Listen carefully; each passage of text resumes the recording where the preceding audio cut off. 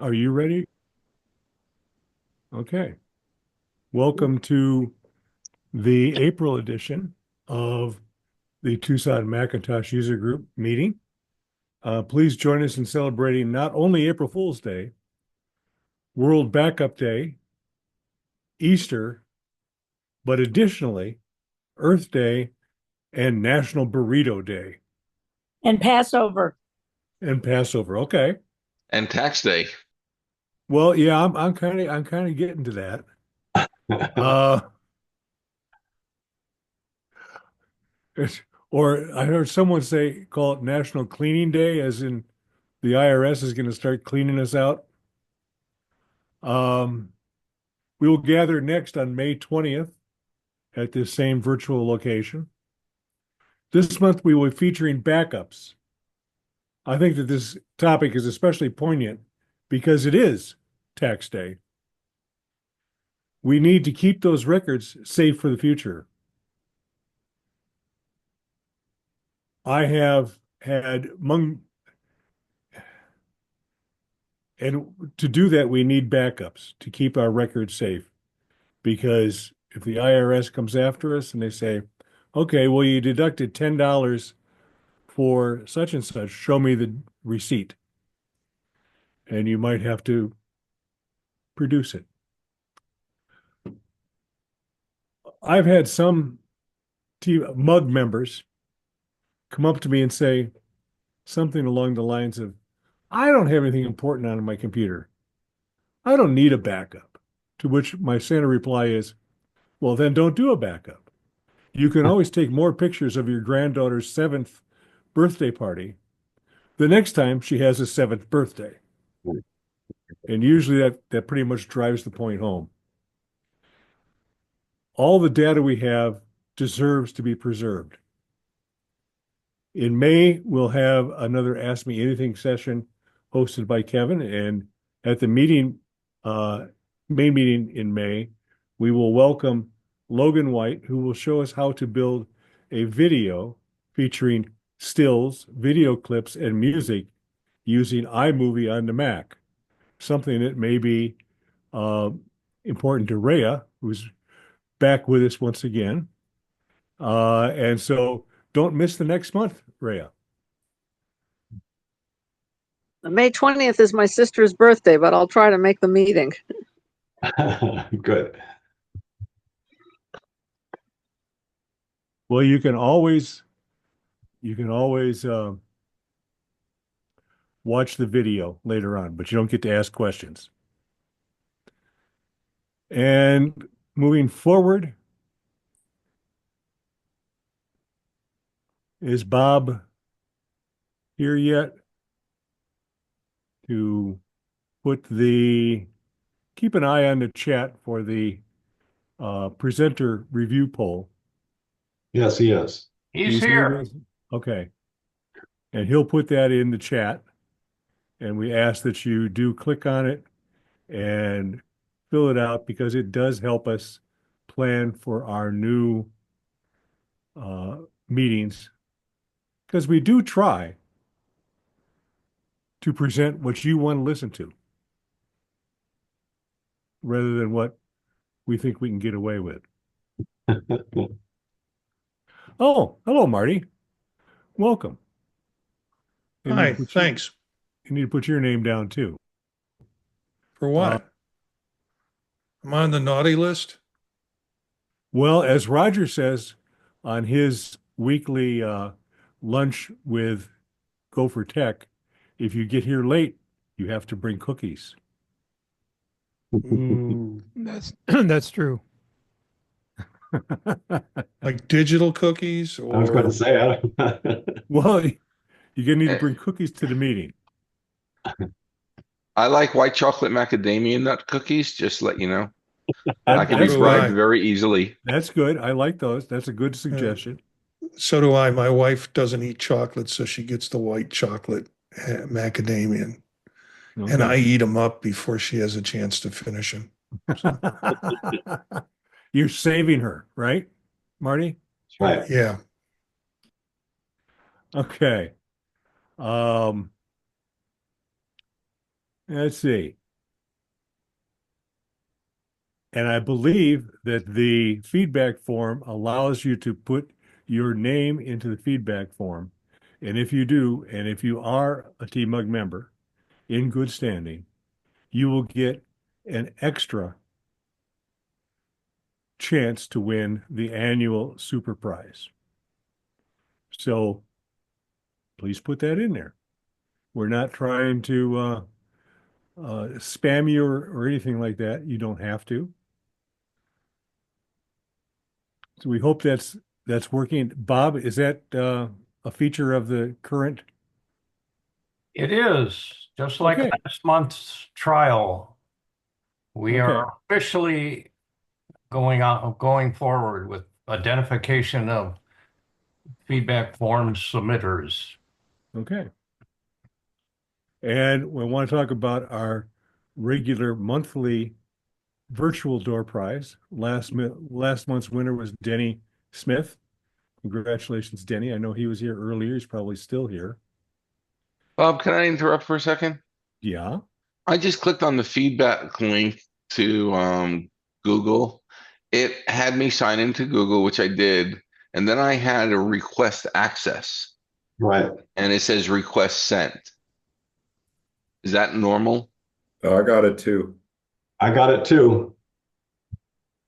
Me too. Bob Doms, do you have a comment? Google is always changing things. I tried it a couple times on different browsers, and it seemed to work from my perspective. But I'll take another look. Okay. All right. Yeah. I got the same Google, one on. Google can be like Access that. denied. Access denied. Oh,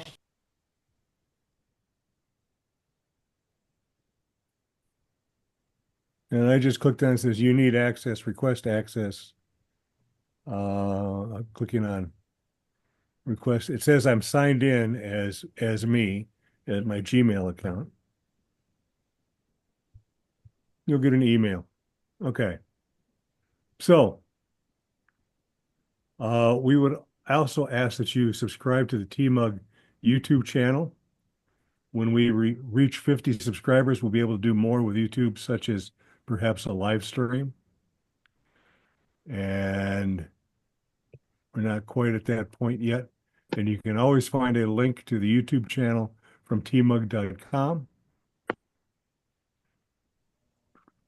Are there any announcements that I should have said that I forgot? Is there a place where if we've like uploaded a video to YouTube that we think people might enjoy, that we can just share it? And it doesn't have to be computer related. Is there a place for that? Or is that kind of like beyond the scope? Well, that's what you can do is once you have a YouTube channel for yourself and you've uploaded a video or two to that, you can advertise it on TMUG Talk on our groups.io. Not sure if you are signed up for that as yet, but you'll find links to that in the tmug.com under forums. under forums. Thank you. All Thank you, right. Jim. Yes. Okay. Are there any for sales or wanted to buys? I have a for sale. A week ago or so, I found a very nice set of a very nice backdrop, also known as a green screen frame with two poles two tripods that hold it up and a bar that goes across the top. And can be useful to make your green screen better. And I already have one, so I didn't really need it. I see that we have somewhere between 6 and 12 people here who are using a green screen. If you would like this, it is something that was on sale for like $35 during Amazon's Spring Fling or whatever they called it. And I got one for 10. unopened, new in the box, and I got it for 10. I'd be happy to sell it to anybody here for 20. And the extra 10, I'm going to give back to TMUG, put it in the treasury. So if you are interested, please drop me a note and we will talk and figure it out. I see that Melissa's with us. Welcome, Melissa. Have you gotten did your noise stop from your UPS? Oh no, the battery's dead. So I'll be mentioning that when we talk about Were you Backblaze. able to just turn off the alarm? No, it Oh. decided that it wanted to be part of the presentation today. Oh, I see it behind you there. Yes, it's got a Yeah, mind of its own. So it volunteered itself. I can see that you're really, really happy that that happened. Yeah. Don't we Okay. have sledgehammers for that? Yeah. We wish. Flamethrowers. No, that Okay. would be good for a battery. So, the program tonight, we're going to start off with the tech update and security news with Ridge. Ridge, are you ready to take it away?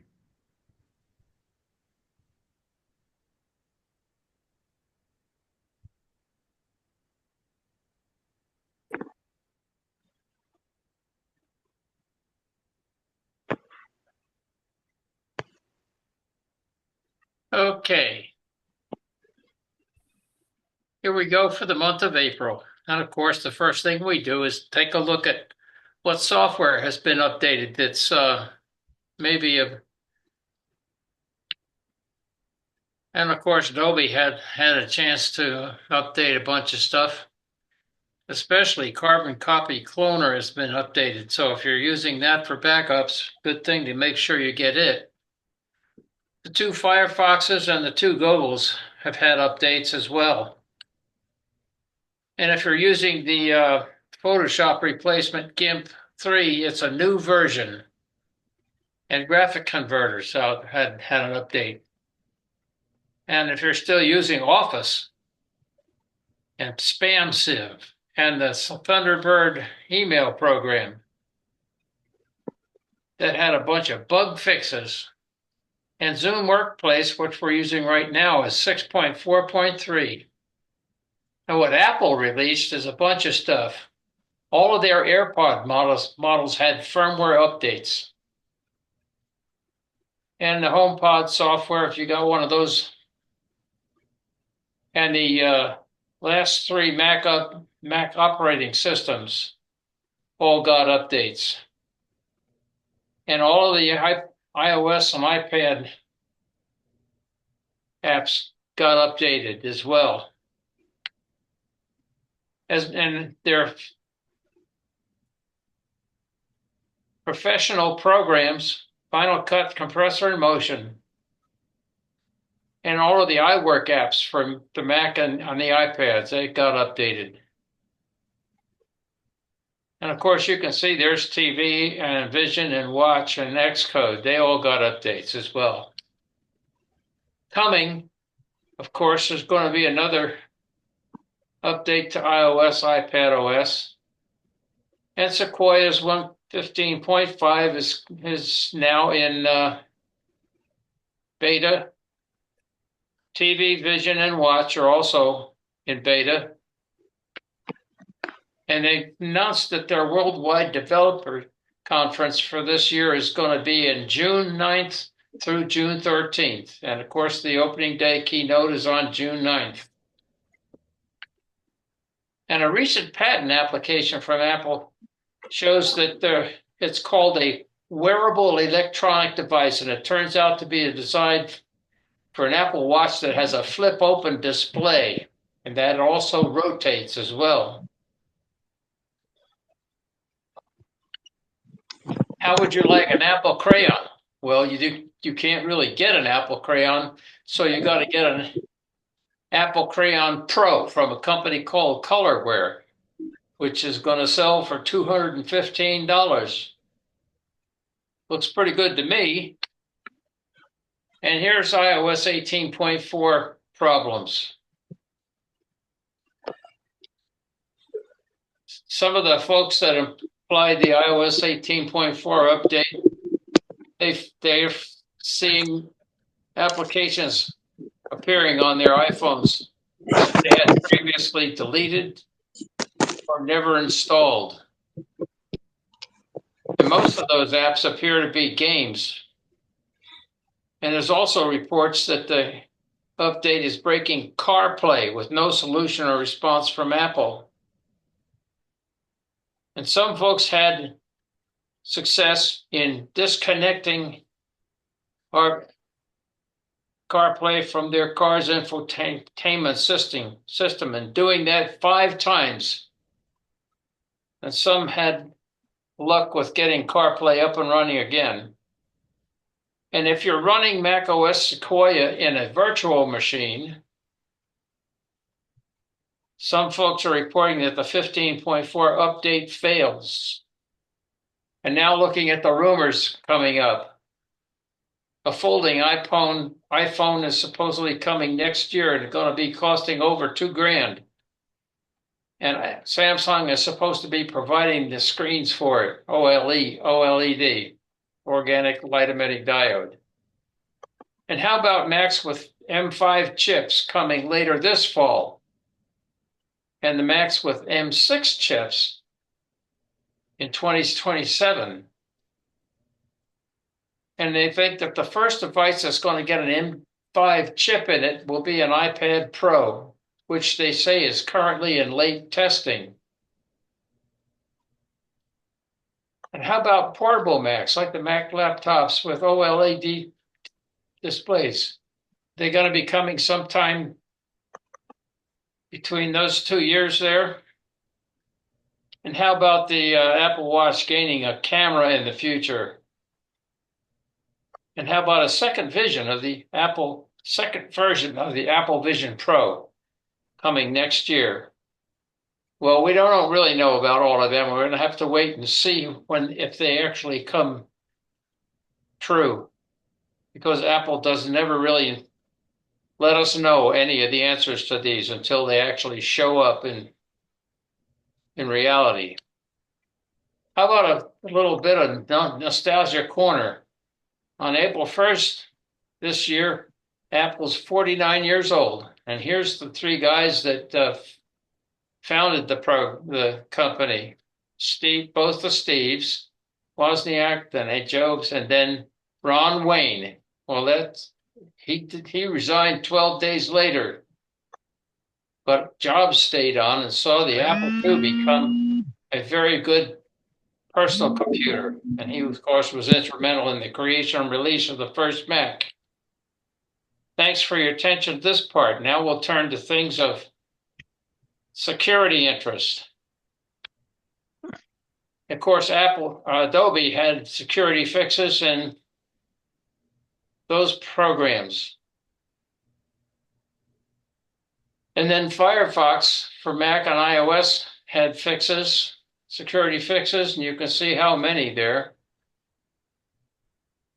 Microsoft has updated Office for Mac, and Google Chrome for Mac only had one fix, security fix, that is. But Apple had security fixes in a whole lot of stuff. All of their current operating systems and the Safari for Ventura and Sonoma and all of the iPad, iOS operating systems, TV, Vision, and Watch also. And then finally for the programmers, Xcode. So I think it's a good idea to make sure all of your Apple stuff is updated. As far as cybercrime news goes, there's a double-click hack out there now. And it's a web page feature, which is an attempt to trick you into taking you to malware. And then it comes when bad guys hide a link to their malware under a safe-looking button on the web page. So when you click that button once, nothing happens until you click it again. And then malware link becomes active, taking you to their desired site or page which has been carefully crafted to look real, but it's in reality designed to trick you into revealing passwords or private stuff that they want for further nefarious activity. And now the National Security Agency and their partners have released an advisory to warn about how cyber bad guys are using a technique called fast flux, and that conceals their activities by rapidly changing the IP address associated with a domain name, so you don't really know what it really is. And that technique threatens national security as it enables the criminals and nation-state bad guys to create highly available command and control infrastructure and to hide malicious stuff. And finally, from Macworld Online, you can protect yourself by typically evade phishing attacks by having good online hygiene. You ought to be checking for signs such as generic greetings in messages, wild offers and promises and mistakes in URLs and imagery, which can mean clear signs that something's wrong. In the case of a browser-based attack that claims a computer has frozen, it's usually possible for you to close a frozen tab or force quit the browser altogether. It's also not likely for Apple to ever seriously offer warnings to Mac users stemming from a Windows online domain of any variety. So take a moment to think about warnings and similar odd messages demanding credentials or payment details. And if you do that, many users should be able to avoid a lot of online traps. Good way to protect yourself is never open links in emails or texts that you receive from unknown and unexpected sources. And always get your software and updates from known good locations like the Apple App Store or the developer's own website. And it's also good to know that Apple has recently updated their anti-malware function XProtect for all supported versions of the Mac OS. And of course, the overall moral of the story is to stay safe. And thanks for your attention.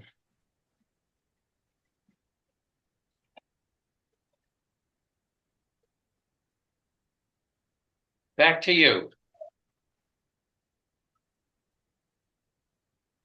I'll be easier to hear if I turn my mic back on. Thanks, Rich. Okie doke. Now we're going to turn to Chris Wesselman for the accessibility minute, even though it might not be direct accessibility kind of stuff. He's got a bunch of things for us. So, Chris, if you're ready, take it away. Yeah, I just wanted to follow on with Rich that I have noticed an uptick in phishing emails coming to my iCloud account, and you can forward those as an attachment to report phishing, reportphishing at apple.com, and you'll get a nice reply. So if everybody does that, they can shut down a lot of those phishing emails pretty quickly. And I'm also noticing upticks in text messages from people saying hi. Yeah. From unknown area codes. Okay. So real quick, what I wanted to do tonight is just go over, by the way, how's my sound? Sound is fine. Fine, fine. Good. There was a lot of confusion about the new email tabs in iOS 18.4 and earlier, I think, and in Sequoia 18.4.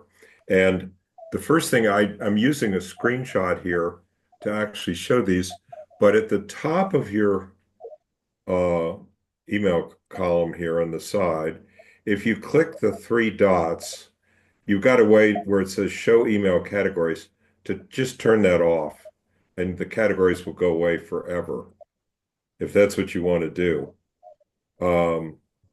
I don't find the priority messages that much help, but so they're there. But anyway, so that's the first method. The second one is if you're in any of your tabs, I happen to pick on promotions here because it was easy to demonstrate what I'm going to show here.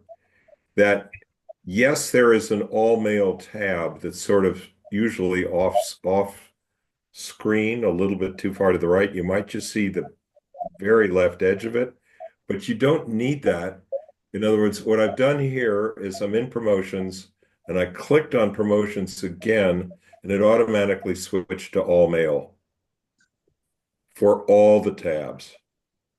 Okay, and then you can go back and click on whichever one you want and it'll go back to primary, transactions, updates, or promotions. Now, what you'll see here, here's this Quicken email that was the first one in promotions. And here it is down here in all mail. And it's still the same timestamp, right? 1701. And so it's there. But this is like a really simple way to go back and forth. And if you ever did any data analysis like pivot tables or anything where you're looking at databases from different perspectives, it's sort of the same thing.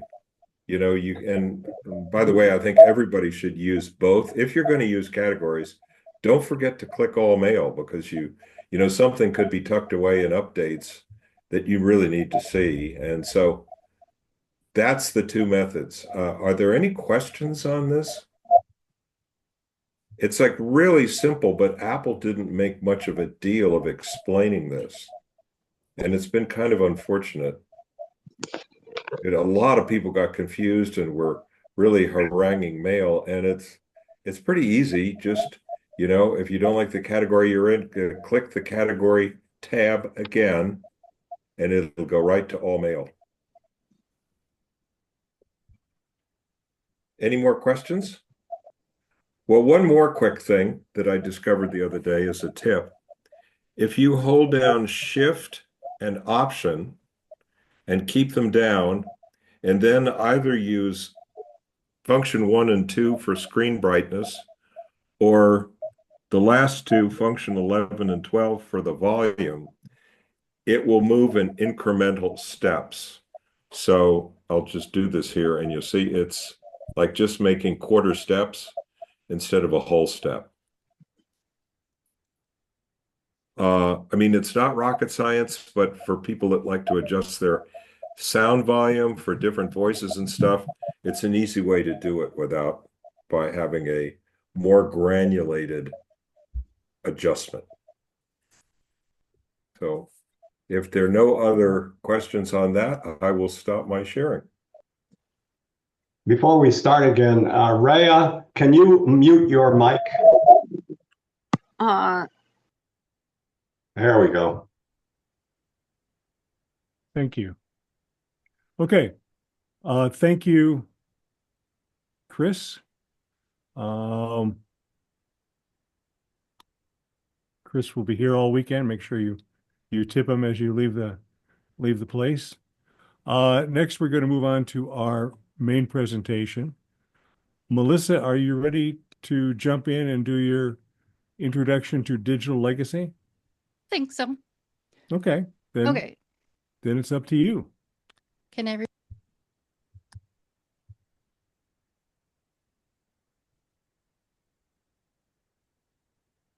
Can't hear you, Melissa.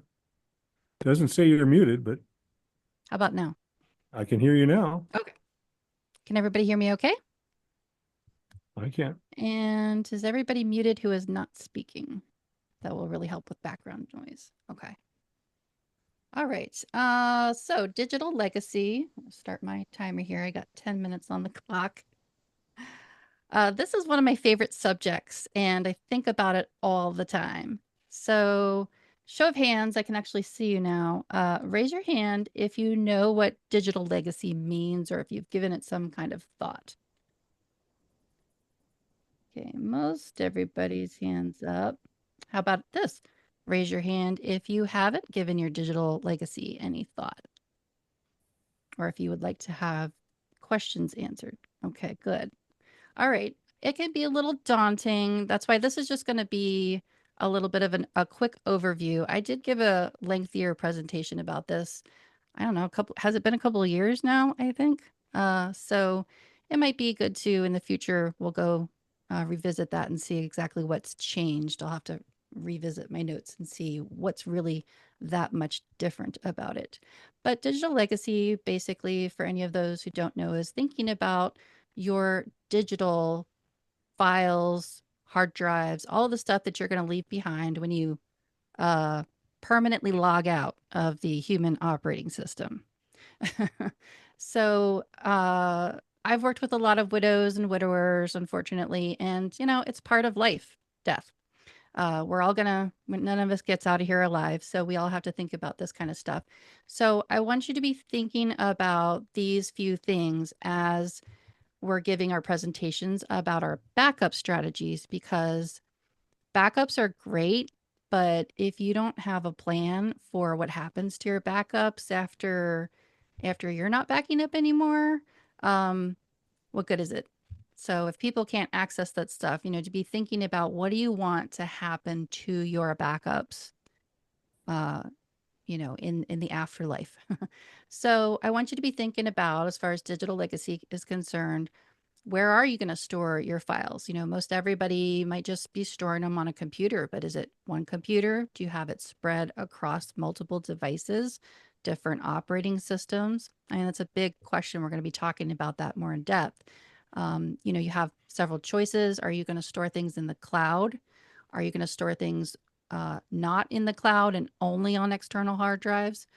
Who are your beneficiaries? And it may surprise you to think about the fact that just because you have beneficiaries listed on your insurance forms or your banking accounts, those may not be the same beneficiaries that you want to put in charge of your digital life. It might take a different skill set for that. And so you're going to really need to leave behind really clear instructions. And I also want to, just before I get too far down this path, I also want you to think about the fact that you might not need someone to help you with your digital legacy for after your death, but while you're still alive, because strokes are a real thing. And I have a family member who's had a stroke, and I've seen it firsthand, and it is very difficult. And I've known a person in particular who had a stroke, and they lived for quite a while after the stroke, but they never really fully recovered. And the area of the brain that was attacked by that stroke was the place where all the passwords were stored. So um, don't be a martyr and don't think I've got it all up here. Uh, or maybe you have it written down in a password book, but I'm here to tell you that I've helped a lot of people with their passwords, and a lot of people can't read their own handwriting. I can't always read my own handwriting either. So, and handwriting can decline. There's problems with handwriting. Things change. They don't get written down. So I've always harped on it. You know me. I'm going to tell you, use a password manager, a credential manager to store all this information. And that is a big part of a backup strategy, is backing things up in a credential manager, not just your files and your pictures and your videos, but all of your credentials. And that is really, really essentially key in your digital legacy. So along the lines of thinking about your beneficiaries, also think about, now I know this crowd is a little bit, maybe not so deeply entrenched in social media, but I'd also like to get you thinking about the fact that just because you aren't on social media, maybe other people are. So you really should think about how you want your information disseminated, either on social media or maybe you hard pass no social media. I've seen it both ways in my family. I'll tell you that in the family who decided, nope, absolutely no social media mentioning, no discussing the person who passed away on social media, that was really difficult for other generations because we had no way of grieving being so far apart from everybody. We had no way of really disseminating information quickly because things aren't like they used to be. We now have AI. We live in a different world. Obituaries are insanely expensive. Most of us cannot afford them. So a lot of people take to Facebook and other social media platforms. Maybe today it's Facebook, but tomorrow what's it going to be? So be thinking about that. Even if you don't have a social media footprint right now and you don't want one, just be thinking about that because people might want to use that. Maybe you don't want that and you want to be really clear about that. And so, what I was saying before about thinking about your beneficiary, if you are the type of person who does want there to be some kind of a virtual gathering, if you will, be thinking about who you're going to put in charge of that task because maybe it's not your sister.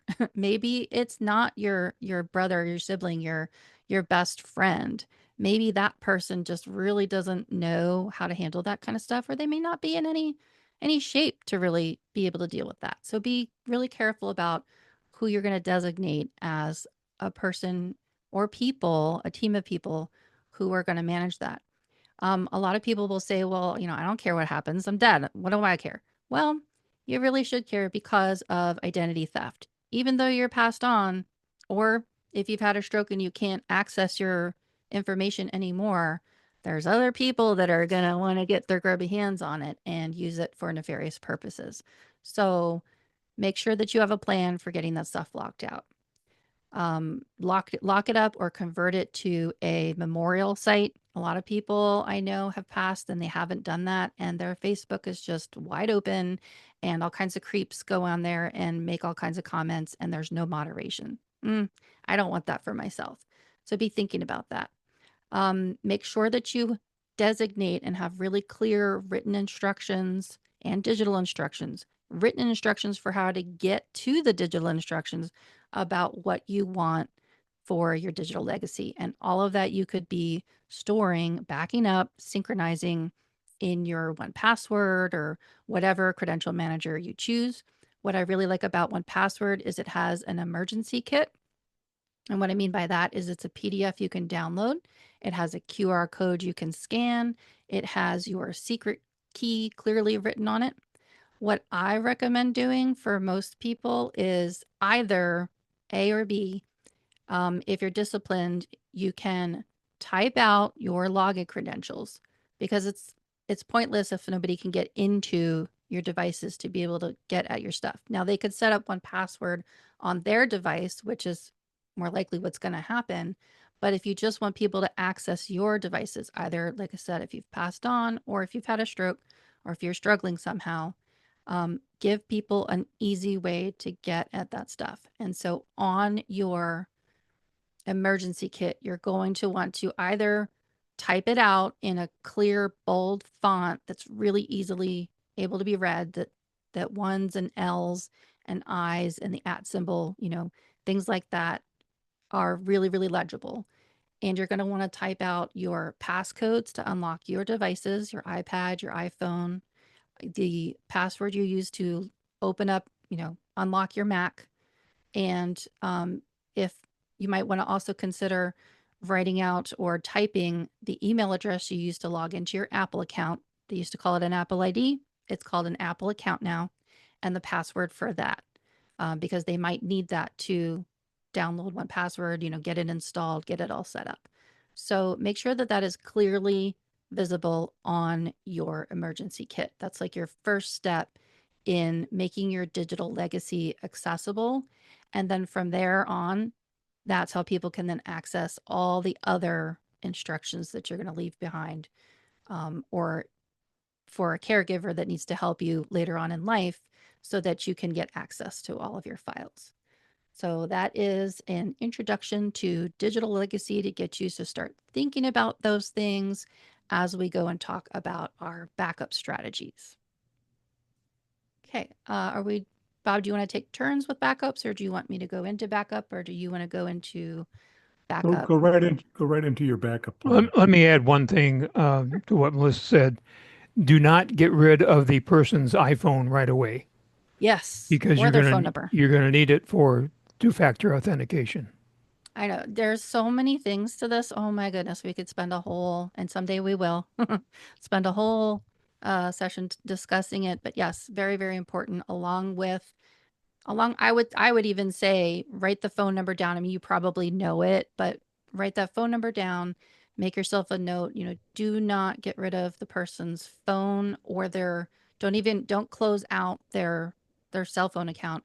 I have a client in particular that's a widow, and her husband's passed away 3 years ago, and we still are, he had a whole bunch of stuff going on. We still are digging through things that require a security code that needs to be texted to the phone. So take that into consideration. Another thing, so as I transition into backups now, the first thing I want you to be thinking about as far as your backup strategy is your media, the things that you store your backups on. So that can be your devices, but you're going to want to have a backup, copies of those. And, we always preach about this. You want to have 3 copies.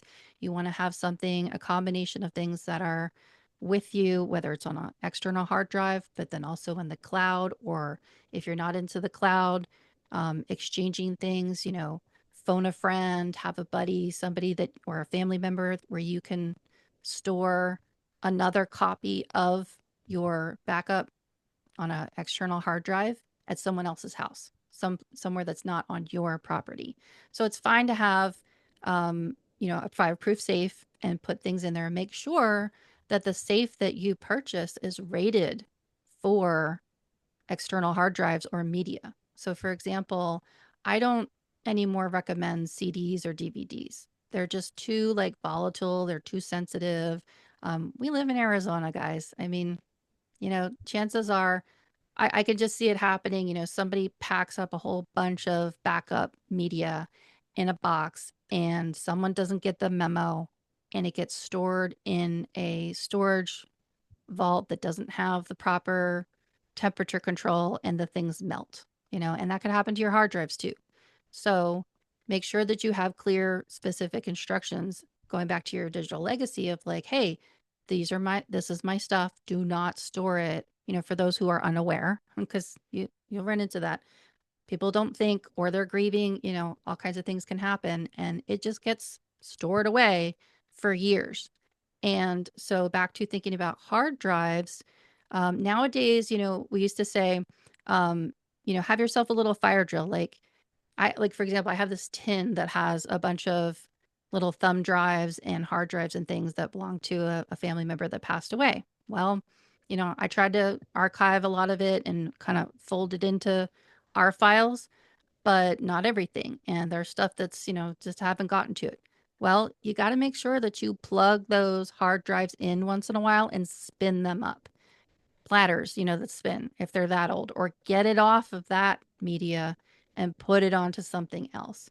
I think about this. I know someone who paid a service to have all of their photographs digitized, right? So they spent money, uh, hired one of those services, sent out their VCR tapes, their photographs, everything, had them digitized, had them all put on little thumb drives, and then gave them out to the family, like Tic Tacs, and great, that's wonderful. Now everybody's got a copy of it, but you got to make sure that people, A, don't lose those, they're tiny. B, make sure that they don't get forgotten about.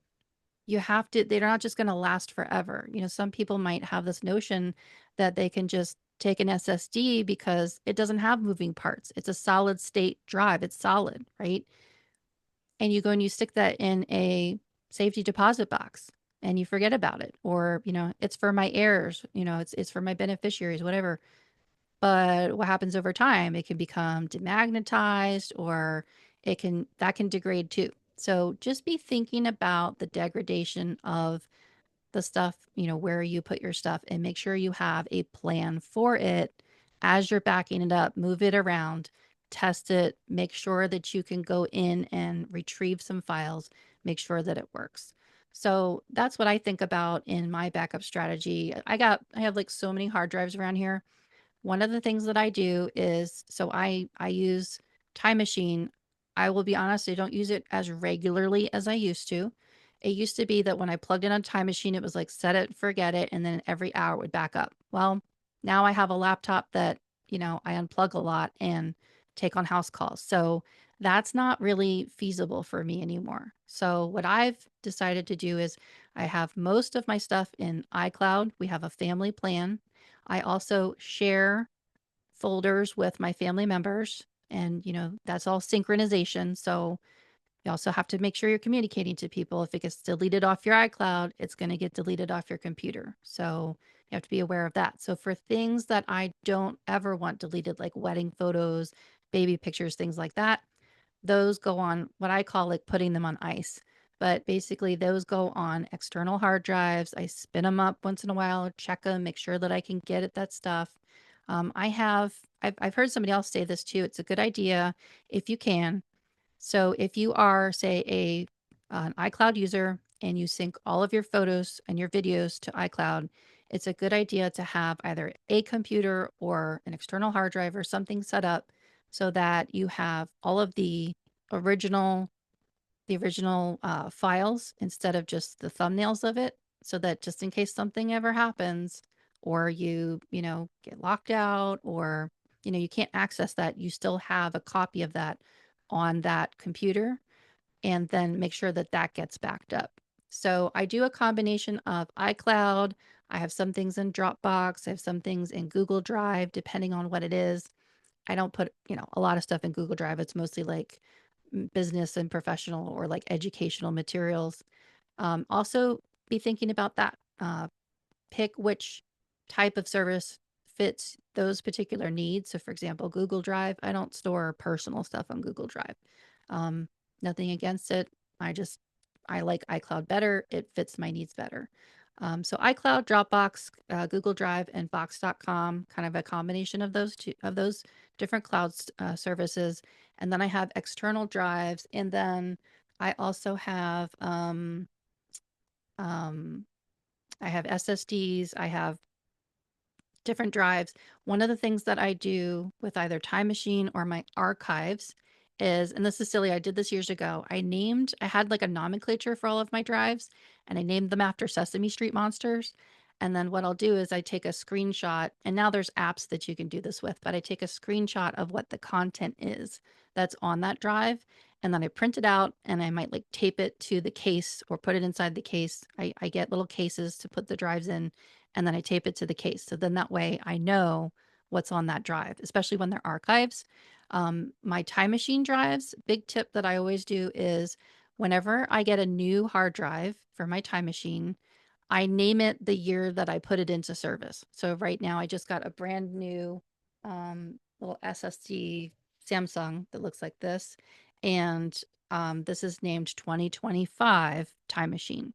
So name it, something that makes sense. Don't just let it named the default that it came with. Rename it and name it something meaningful. So to me, it's the year that it was put into service. So then I know how old that drive is. And then I try to make it meaningful. If there's two of them and I'm rotating them, I'll put A or B or one or two. So a note on physical media. So I was joking about this earlier today, and another thing that you might want to add into your backup system is one of these. Ready? Oh, they're so heavy. This is an APC. Oh my goodness, it weighs more than one of my infants. This is an APC uninterruptible surge protector. It's an uninterruptible power supply. That's what the UPS stands for, not the delivery guy. And what happened before I came on tonight was this started beeping really, really loudly and wildly. And the reason for that is because, and the reason why it's so heavy is there's a battery in here. So this is a battery backup. And it's kind of making me question my life choices right now. We used to get these things back in the day when we had, spinning hard drives. And does anybody remember how we always had to press Command S for save? You always had to save everything. Well, what this would happen is, we live in Arizona where we have brownouts. or power surges, and the power goes out. And what happens with this is the battery comes on, and it basically keeps this unit running so that you can safely power your devices down, save all the files, save all the things, unplug your hard drives, all that kind of thing. That's originally what they were for, and that's why I had been buying them all these years and replacing the battery. It's probably still a really good idea to keep up with these things. Just know that the batteries, I have to go and look now. This one just died tonight. The surge protector is fine, but the battery needs to be replaced. So it's wailing and letting me know that the battery needs to be replaced. And I think I've probably replaced it 3 times. So I've had this for a long, long time, but now I need to make sure that I can still find the battery for this particular model. So fingers crossed and hope that I can, because I do like using this, but it does make me question, and I'll throw that question out to the rest of the group. Do you use these battery backups? Do you really think they're warranted? Or, maybe we can have a discussion on joules and what you recommend using in lieu of a battery backup, because I'm not sure if I want to keep replacing the batteries in these things. Although it does give me peace of mind. It helps me sleep at night knowing that my stuff is protected, because it supports a lot of joules. It supports a lot of power. A lot of these things come with warranties on them that you want to make sure that you fill out. So yeah, let's talk about that. But you're going to want to have one of these babies in your backup strategy to make sure that the devices that you're using to back up to stay powered. And then I have these unplugged to show you just how these little drives can look. So I've got, and I label them on the bottom. So this one's one of my clones. I also use Super Duper occasionally. Like I said, my laptop goes with me a lot of times, so I do backups manually now, and I have to remind myself to do that. But now that my husband has a Mac Mini, my next phase is going to be setting that up as like maybe a whole house kind of backup. But look how small these little SSDs have gotten over time. So this is 2 terabytes worth of SSD space. This is what 4 terabytes looks like. So that gives you an idea. And also make sure that you're getting USB-C. That's the fastest now. And plug that into your newer computers. So that's what I got for my backup strategy. Who is next? Thank you, Melissa. Oh, and I'll have links to some resources that I have queued up, and I'll go put those in the chat so you can check those out later. Okay. So now we're going to turn it over to Roger, who's going to tell you about his backup plan, which I believe includes Backblaze. Roger? Thank you, Bob. Yes, it does include Backblaze. In fact, that's what I'm going to talk about primarily.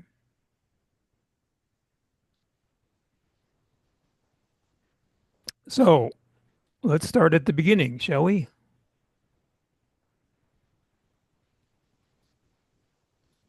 There we go. So Backblaze is what we're going to talk about. And we often talk about the 3-2-1 backup strategy. And that's 3 backups. We used to say on 2 different types of media. However, when this was developed by a professional photographer many years ago, they thought that optical media was a good way to go, which we've decided is not. And then 1 offsite. So Backblaze is going to be your offsite backup strategy. So it's a cloud-based system, and once you install it, it's automatic. You don't have to do anything. You just set it and forget it, and it backs up your information over the internet. A nice thing about Backblaze is it will back up everything that you have attached to one Mac. So if you have different drives, like archive drives, maybe overflow drives for your photos, whatever's plugged into your Mac will be backed up. And there is no extra charge. So the Backblaze storage is unlimited. So here's the pricing. For a personal backup, it's $99 a year. And that does include 1 year of versioning. So in other words, like Time Machine, you can go back and see older versions of the same document for up to a year. And as I mentioned, the unlimited backup, and you can access your data from anywhere. Now you notice that the business backup plan is the same price, but it will allow multiple users to manage it. So that's kind of like, I think, like a family plan. And then you have an enterprise, which, if you have a giant corporation, you can call them and they'll tell you about that. So when they say you can manage it from anywhere, they're referring to their iOS app. So you can view, you can download or share your files from your computer backup from your iPhone or your iPad. So that's another nice feature of Backblaze. So the thing that really makes Backblaze stand out from the rest is that if you do have a disaster where your Mac and your backup drives are destroyed, they will mail you a hard drive with all your files so you can restore it quickly.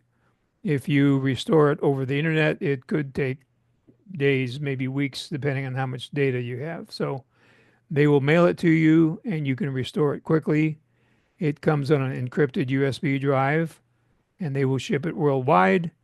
And if you return that drive within 30 days, there's no extra cost. So I think that's a great reason to use Backblaze. It seems to be the choice of many of us in the Mac community around the world.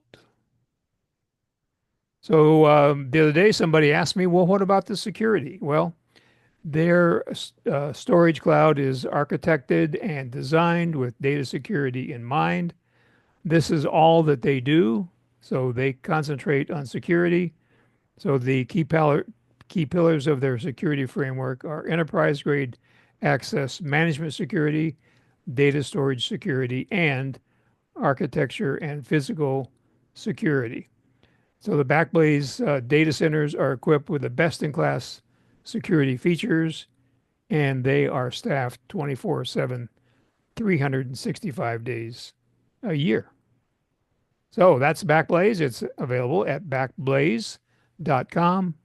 It's easy to install, and once you install it, as I mentioned, it just works. So if you have any questions, let me know. I do. Yeah.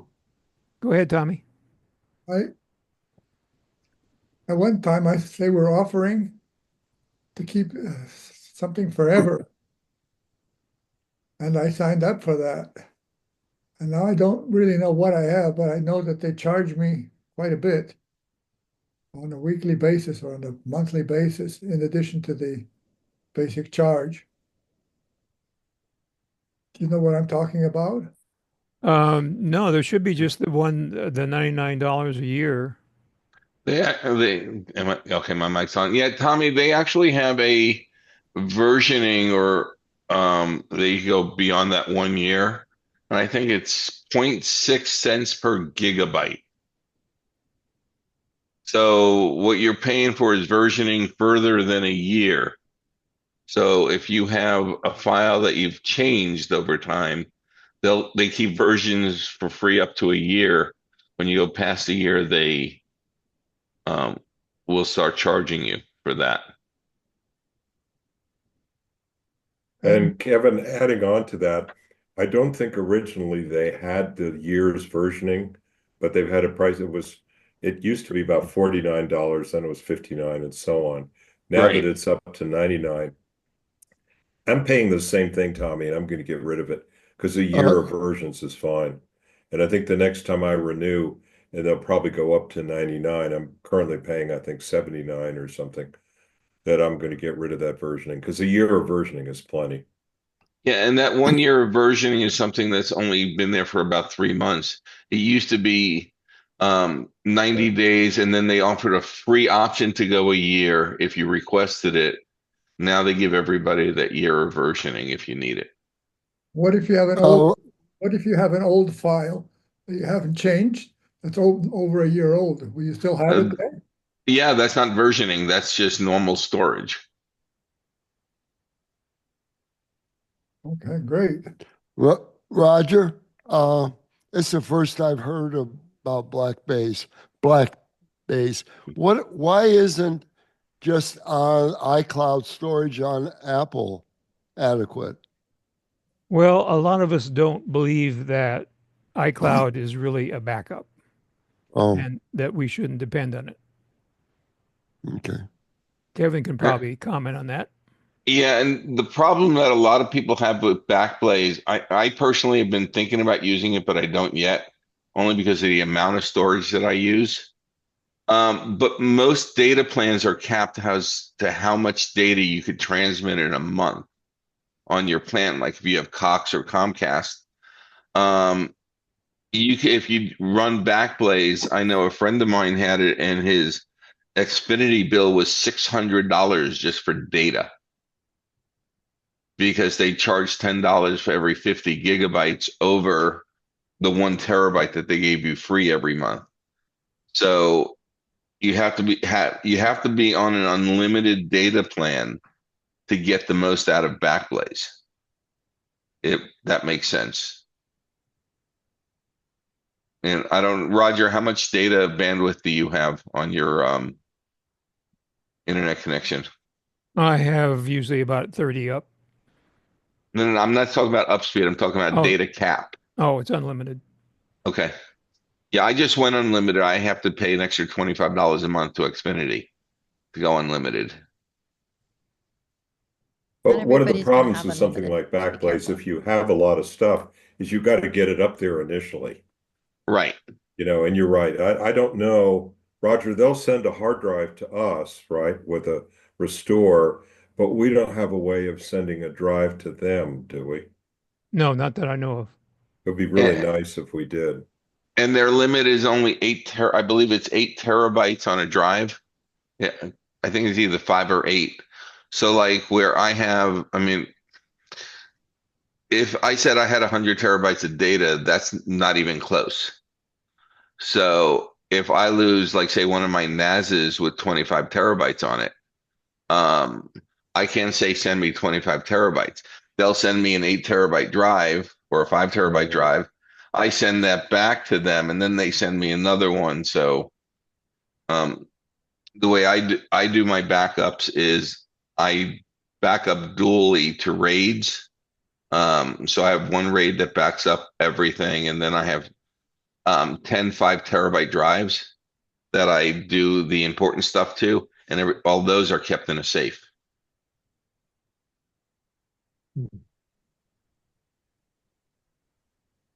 So also one thing that Backblaze doesn't do is they don't back up your applications and some system files, and those are kind of important to have backed up as well.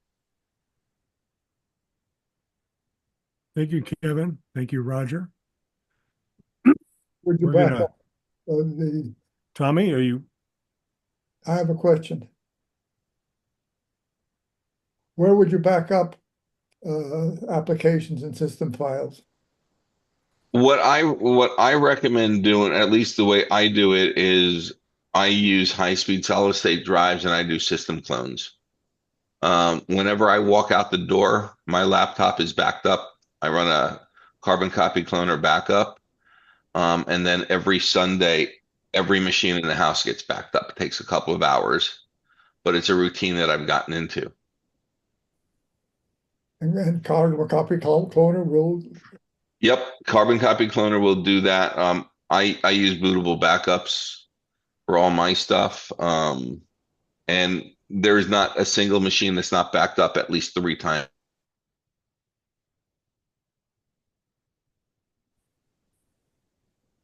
Thank you.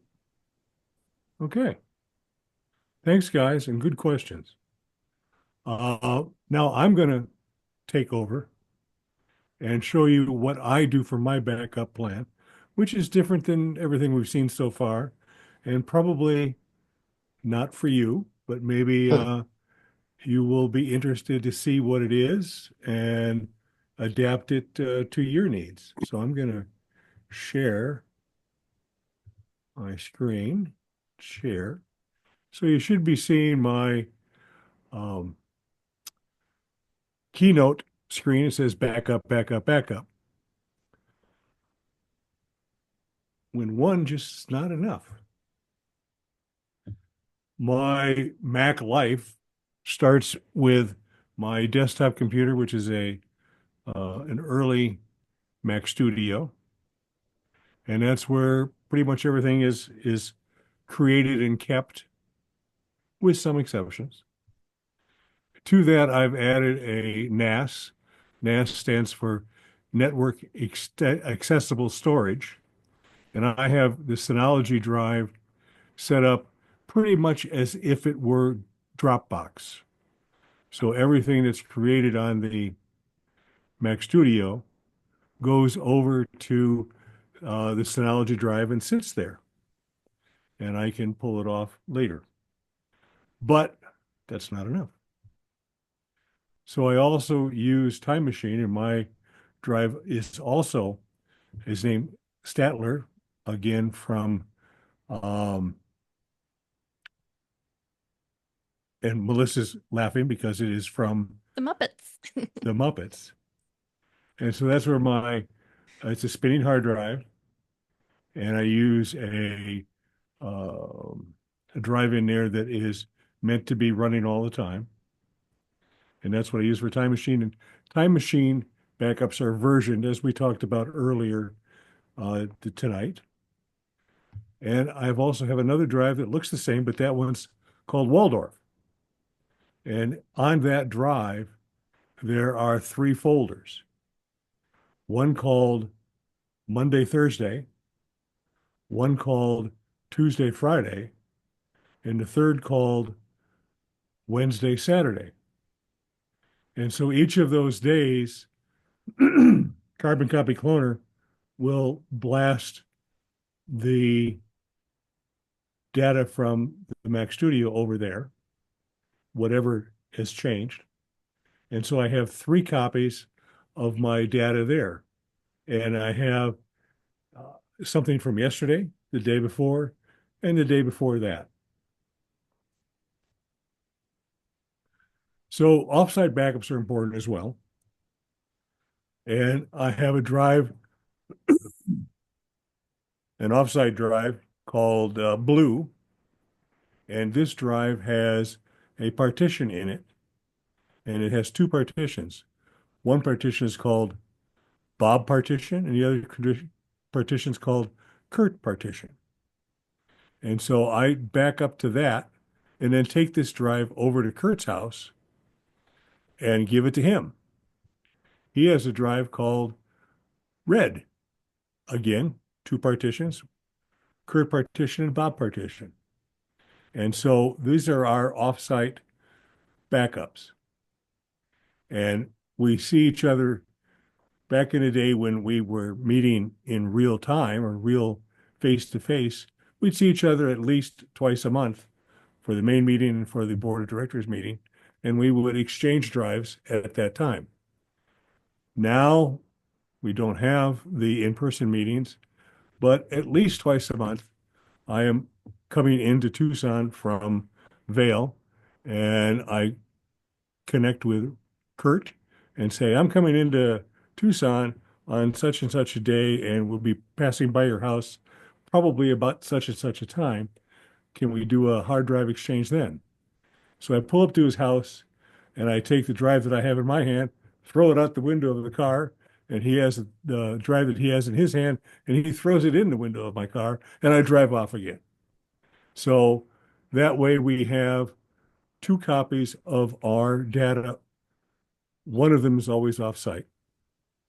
Then I bring the new drive, the drive that Kurt just gave me, home, and I back up to that, usually that same day, and then again the day before I return it to Kurt. So sometimes I travel and I need to back up when I'm traveling as well. And that starts with the Synology network attached storage. I am lucky enough to also have a MacBook Air, and that's what I take with me when I leave town. Or sometimes I take it with me if I'm going on a house call. So the MacBook Air is connected via the network to the NAS drive, the Synology Dropbox drive. And so it keeps getting the new versions of everything brought over to the MacBook Air. And then when I'm out of town, if I open up the MacBook Air and change something and I'm have access to the internet, the change goes over the internet back up to the Synology drive. Then when I go home, those changes go back over to the Mac Studio. And I also have a time machine drive to take with me when I go out of town.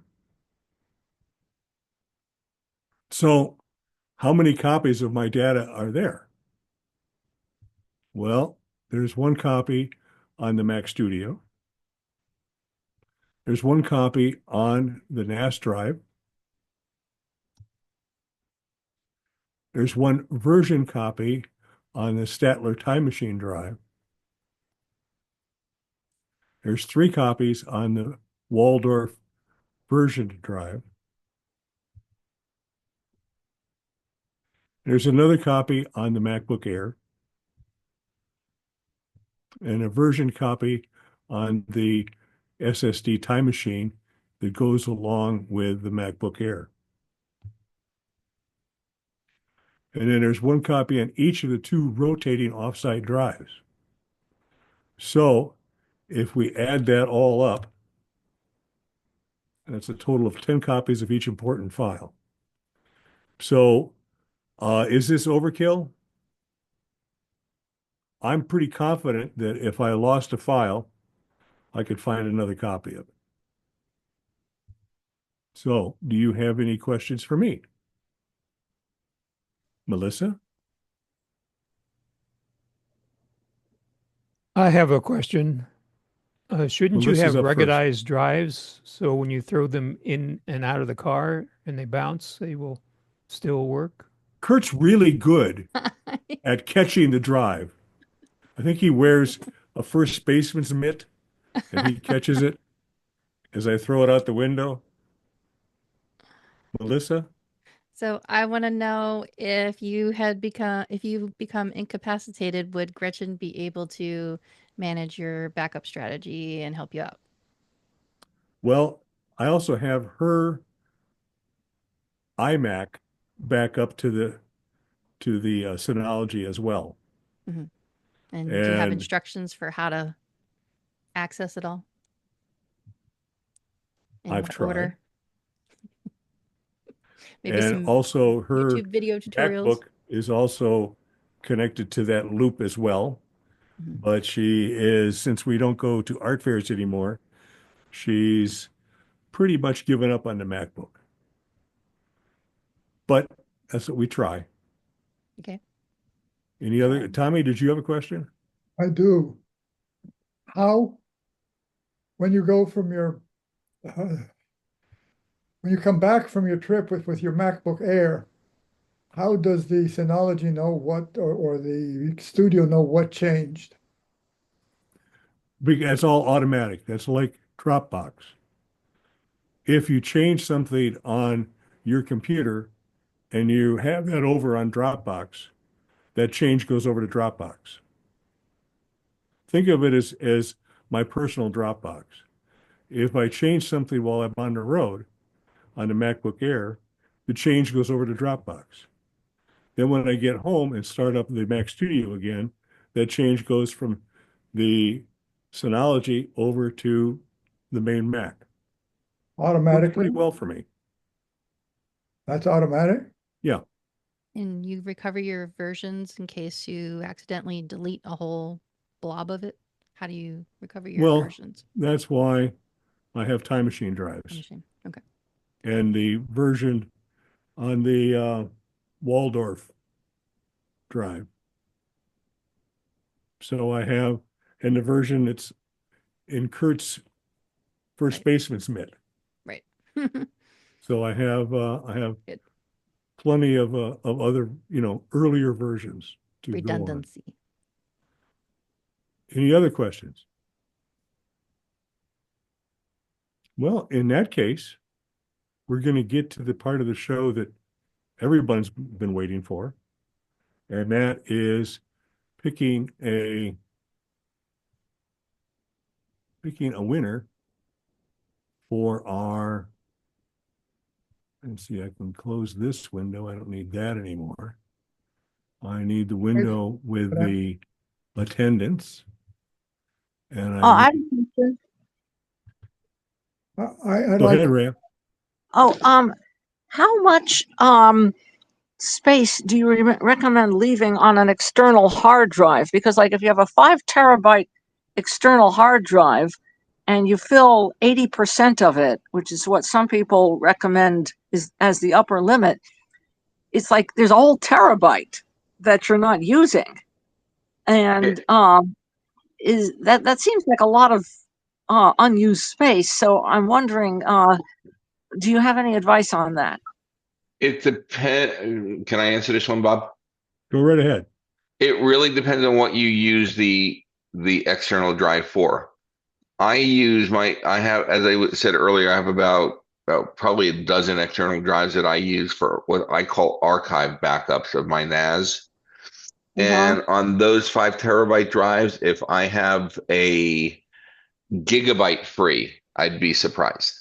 Usually they're about 100 megabytes free on those drives. I fill them up to capacity because they're just designed as a single dumping ground for backup. I turn them on once every 6 months to make sure they spin up, and then I put them away. I'm not using the data on there. If you are using the data, you want to keep at least 10% free. Oh, I see. Okay. So if you're writing to and from and erasing and making changes like that, that's where you need them. But I use portables like what Bob was showing that he does with Kurt. Those type of drives I fill them up to capacity because they're an archive. I write to them once, and once they're written to and they're filled, I'll never write to them again. Oh, okay. So if I have, say, videos stored on a hard drive and I watch it every so often and then I add some more videos, then that drive I would want to keep like 10% free. Minimum 10% free, yes. Minimum and 10%. remember, Rhea, 3 copies. Right. 3 copies of all your data. Yeah, as a minimum. And one of the things, I don't know if you can see it here. Let me do my thing slightly different. Let me more or less have 3 zoom copies. in here. These are my drives back there. Oh, wow. Yeah. In the box with the blinking lights, that's got 4 22 terabyte drives. And then these 2 boxes here have 2 22 terabytes each on them. And then there's 3 Mac Minis that run everything that's on them and controls them. So I got plenty of storage. Yeah. And they're all backed up to portable drives. Wow. All right, Kevin, you win. you got the biggest. And then you can see the UPS on the side. And then I have and that's only needed temporarily because we have a whole house generator. So. Okay. So we're going to go on. Melissa, you got your hand up. I was just wondering if anybody had a recommendation for this backups. If are you still using? It is an APC. I like APC, but do you still use the battery, or have you ditched the battery? Nope, I have batteries in all of I have 7 UPSs here in the house. They all have batteries in them, and those batteries are only about $23. That's a 12 amp. The one that you have is a 12 volt 7 amp battery in there, lead acid, and they're like $22 on Amazon. Is that where you get your? I mean, that's where I've traditionally gotten them. Is that the best place? Yeah, Somebody else recommended Batteries Plus. Battery Plus will be more expensive, and Amazon is just as easy. I have one UPS, which is a network one with that died on. The batteries died on.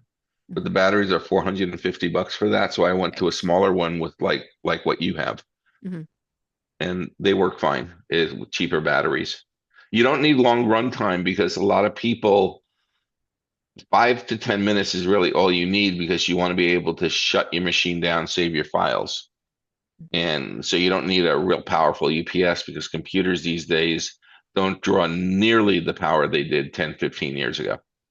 But if I'm not like, everything auto saves, so I'm not really concerned that much about saving files necessarily because things are auto saving as I go. I'm more concerned with making sure that the devices are protected from that surge because we're coming up into summer and we're going to have brownouts. Right. And a UPS, one of those APCs costs as little, they're 79, $80. Yeah. A good, really good surge suppressor is 79, $80. So why not have the extra, advantage of having a battery in there, saving you some time. Well, one point though, Melissa, is the APC unit that you have there. I don't believe has brownout protection. You have to get into a Yeah, it's little quite old. higher price to get brownout. Yeah, that's the Smart Ups series, but you're talking, Smart ups. $500-$600 on up to several thousand for those. Well, then I'm And just going to keep saving for a whole home surge protector. Most people don't need those. Yeah, just for the office in here, I want something to protect our computers or devices. I have surge protectors all throughout the house at every outlet. I don't just plug things into the wall. Yeah. So should I just keep replacing the battery in that one and keep using that? That's what I would use. Yeah. Yeah. And one of the things is yours should have a serial port on there I know it's got or a printer port. It's got the coax on it, but I don't use that. In fact, Okay, they told me well, not to use it because it would create extra noise on the. right. But a lot of the APC UPSs have a serial port on there, and you could use their PowerShoot software. Oh And yeah, a long time that's ago. what I do in the PowerShoot software is you do have to use Windows, but you could set the parameters so that if it goes below, like say 103 volts, it kicks in. That gives you that brownout protection that is normally disabled on So those that's what I units. really want to know is like, how do I prevent what happened tonight, which is to go plug in another one. I don't want to just buy another battery and have it sitting around because won't it just degrade over time? Yeah, they last roughly 3 to 5 years, then they have to be replaced. And unfortunately, unless you test them on a weekly basis, Yeah. there's really no way of knowing. They'll just crap out when they crap out. That's what's bothering me. Is there a newer model that lets you know when the battery is getting low instead of like tonight where just like, Well, 5 o'clock alarm? what they've done is, and I just set one up for a friend of mine today, and they had them on sale on Amazon for 100 and I think it was $135. They use lithium polymer batteries instead of lead acid, and the batteries are getting 10 years of cycling, so you don't have to replace the batteries as much. It would just be nice to have some warning. That's why I'm ready to just ditch the battery and just, get something that doesn't have a battery, but it seems like battery is the way to go. Yeah, I think it's the only way to go. Hi, For Gerald, did you have a backups. question? I have a comment. Yeah, I have a question. You guys live in the Sun Belt. Anybody have solar panels? Okay. I do. I have I solar do. panels, but I put a couple of batteries on mine the other day or last year. So I have a full house energy from those two Tesla batteries. And I've tried they've come in handy a couple of times already. But I just got rid of my APS because I just don't think I need it. Yeah, And the other thing is when I put those in, it cost me I think somewhere in the neighborhood of $40,000 to have those installed. Or I already listen, I already had my solar panels on the house. They were all paid for anyway. I added those on, and it cost me about $40,000. There were a couple of rebates, so it came down to about 39 something, I think. The interesting thing was I got enough tax rebate to buy me a new car. Wow. That's the way to do it. Yeah. Yeah, I just remembered the first time I bought a UPS, I was living in Massachusetts and I bought a UPS, and the night after I plugged it in, somebody ran into the telephone pole Uh-huh. in our parking lot, which had the transformer on it. And the only thing in the house that didn't fry was my computer. So I've relied on UPSs constantly ever since then. Okay, I follow the advice of a wise man who once said that what he does is he goes to Costco and buys the UPS, the big UPS that's on sale at Costco. I think that wise man was Roger Harmon. Could be. And I've replaced batteries and I've replaced the whole units. Last time I replaced the whole unit because I couldn't tell from the symptoms whether it was the battery wasn't taking a charge. Is that the battery or is that the circuit that charges the battery? So that one ended up at Keeper of the Grumper for recycling, and I bought a new one. And you And have to do that every once in a while. one thing to note, Bob, about Costco UPSs, if 3 or 4 years after you buy it, if your UPS dies, you go back to Costco, they will give you a brand new UPS. No. Really? Yeah, they don't Okay. have 6 months, 2 months. There are certain things, and UPSs fall under that thing where 100% satisfaction guarantee. I'll be darned. Nice. Well, that's great. That's great. I think the last one I bought from Amazonia, but next time I'll go to Costco. Okay, so for the part of the meeting that Well, everybody's let been me waiting for, add one little thing since we talked about surge suppressors. Surge suppressors operate on a little component called an MOV, and it breaks down as it absorbs surges. Many surge suppressors have a little light on them that tells you the surge suppression circuitry is working. So you should check that little light. And if it's out, then you need to replace your surge suppressor before the monsoons come. good information, Roger. Thank you. So while we were going through all those questions and comments and stuff, I asked my S lady to pick a winner for the door prize. The first winner that she picked was Logan. Unfortunately, Logan, you have won within the last 6 months, so you are not allowed to win again. So the real winner this month is Bob Eldred. Bob, are you still with us here? If not, I am. I am. Okay. But I'd like to offer it up to somebody else. You're going to pass it up? Yeah. Okay. I mean, Okay. I won the other prize last month. I don't want to get greedy. Okay. Let me try again. Pick a number between 1 and 32. The number is 16. Gina. Gina, have you won recently? I don't think Yay! so. I don't see your name up there. So, Gina, tomorrow I will send you an Apple gift card in the amount of $30. Yay, Gina. So you are the big winner this month, Gina, and congratulations. So let me change that.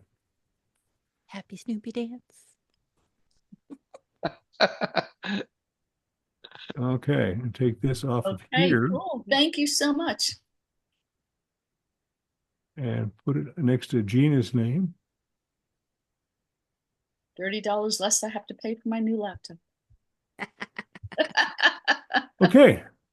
Yeah, you could do that. Are there any other, as Rich would say, comments for the good of the order? Or is it time to shut this puppy down for the month? In that case, Melissa, I see you have your light in the background going like crazy. I wanted to wait till the end. So everybody, I hope you have a good month and come back next month for Logan to show us about how to make a video from stills, clips, and music in iMovie. Cool. So remember, drive safely on your way home tonight, and we'll see you on May 20th. Happy Easter. Happy Easter.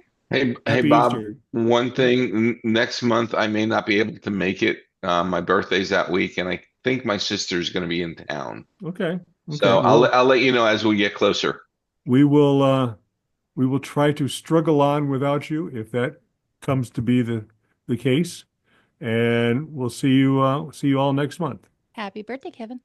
Well, not for a month, Bye-bye. but thank you, Melissa. Bye. Bye. Goodbye, everybody. Adios. Thank you. Don't forget to save the chat. I did Yeah. remember to save the chat, and I've sent it off to Susan.